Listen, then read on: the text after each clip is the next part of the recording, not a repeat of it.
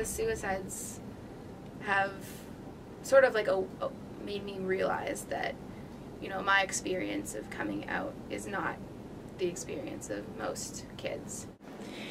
I grew up in the South, in Georgia and Florida, and went to Catholic schools in Atlanta, Jacksonville Beach, and Fort Lauderdale.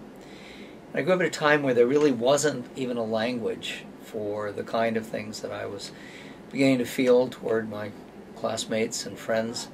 I came to BC not knowing who I was, really. Well, I didn't even start questioning until I was maybe in my mid-early 20s. I knew quite young that I was gay, and I remember being that young, and I remember the stigma that was attached to it.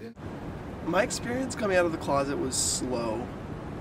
I guess it started in maybe my second or third year of high school, and I just told one or two close friends, gradually, slowly, in stages.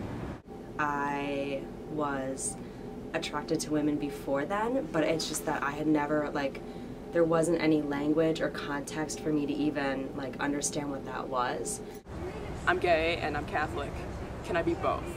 That was my struggle before I got here. I was a senior in high school, and I remember kind of realizing that something about me was different, and I wasn't sure what that would mean for the rest of my life. You have to come out to yourself first, and then to other people. So that was the hardest part of the process for me. I finally came out in 1996. I came out to my family. My mother was the first one I came out to, actually, and the reception after that, as far as my family went, was absolutely fabulous. It was around sophomore year that I knew for sure, okay, I'm gay. I had to really kind of step back for a minute and acknowledge that I needed to be much more upfront and honest about how I was feeling. My father was much more problematic. When I came out to him, what I discovered he was sitting on was a deep disappointment that I would never be a father. Now, under the it gets better and it gets surprising category, of my three siblings, I'm actually the only one to give my dad a grandson. I think I was surprised. They were like, there are things about you we can't accept. It was bad. There were a lot of difficult conversations to be had, mostly with my family, which at the time I didn't want to be having. Had I not had those conversations, that I probably wouldn't have the family that I have now. When you can't be fully authentic in your relationships, you start to get to this point where you're censoring everything you're saying. It's just kind of, I think, about opening up and letting people ask questions and being open to having conversations and not immediately assuming that they're not being supportive. I knew there was nothing wrong with me. It's just a phase. I just thought, if anyone finds out who I am, my life is over. You know, even the way I saw, my reflection in the mirror, the way I felt about, my body or in the world, I just felt like this stereotype of what I'd heard about, a dyke.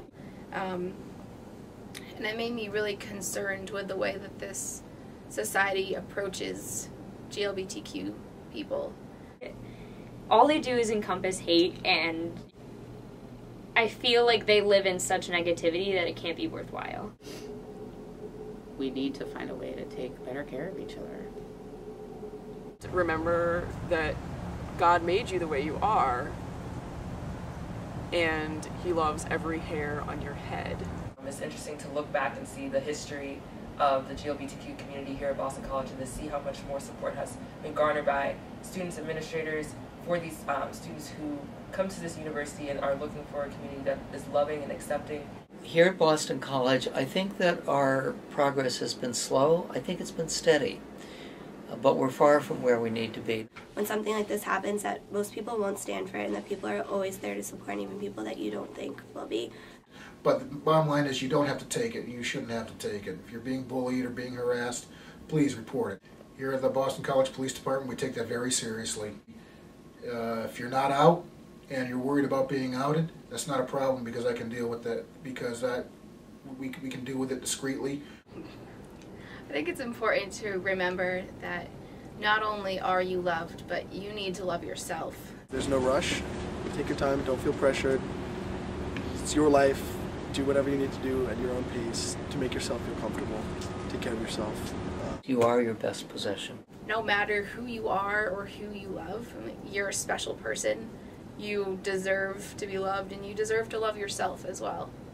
When you get there, you'll be able to help others, and you'll actually be able to be kind of the hero in someone else's life. You'll no longer be the victim. Your experience matters, and we need your experience, and we need your voice, and I know that that's not something that you're hearing a lot of people say right now, but it is invaluable, and it's needed. Your life is so not over. Pick a friend that you really feel close to, you're confident that they'd be fine with it, and tell them how you're feeling. There are people all around this campus who love you for who you are. And for your truest friends on this campus, you coming out will never change anything in their eyes. You're not alone. There's so many people that love and care and support, and maybe people aren't willing to voice their opinions, but if something happens, like, there will always be somebody to stand up for you, and that there's always somebody who supports you, and that you never really have to feel like you're alone, because you're not. So don't forget that it gets better. It gets better. It gets better. It gets better! It gets better. Believe it or not, it does get better. From all of us here at UGBC, we just like to say that it gets better.